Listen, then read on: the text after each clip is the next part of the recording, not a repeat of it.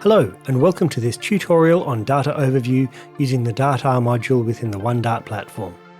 In this session, we'll walk through the process of reading a DART report, integrating metadata, performing data manipulation, and generating visualizations that provide an overview of your dataset.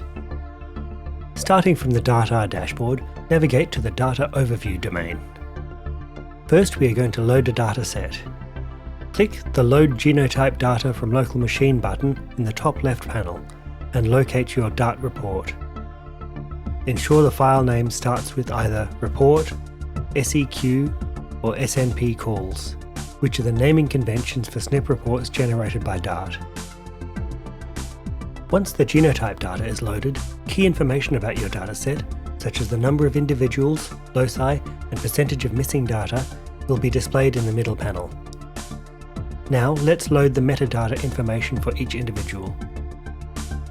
Metadata information must be stored in a CSV file with a column labelled ID corresponding to the identification labels in your DART report.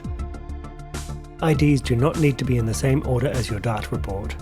You can also add a column named POP to specify population membership, or columns named lat and long for spatial coordinates. The coordinates should be in decimal degrees, using WGS84 as the reference system. Additional columns with any other individual information such as weight, sex or age class can be included. Click the Local Metadata from Local Machine button to load the CSV data with the metadata information. If your file contains population information, a table summarizing the number of individuals per population will appear in the middle panel. Click on the Individual Metrics button to examine the metadata information for individuals we just uploaded. In this window, we can delete individuals, edit cells, search for a term, or download the metadata. The same functionality is available for the metadata information for each locus using the button Locus Metrics. If your dataset is large, say more than 20,000 loci, you might want to subset the number of loci to speed up the first stage of exploratory analyses. To do this, choose the number of loci to subset using the slider at the bottom of the panel and click the Run button. Now let's explore a couple of visualizations to gain insight into the dataset. Select the Genotype Smear Plot function using the default settings and click Run. This provides a color-coded view of genotypes, as shown in the legend at the bottom. Individuals are in rows and loci are in columns. This plot helps you to quickly assess the distribution of genotypes across populations and check for missing data.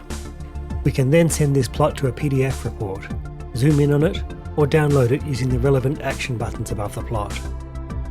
Next, select sample locations using the default values and click Run.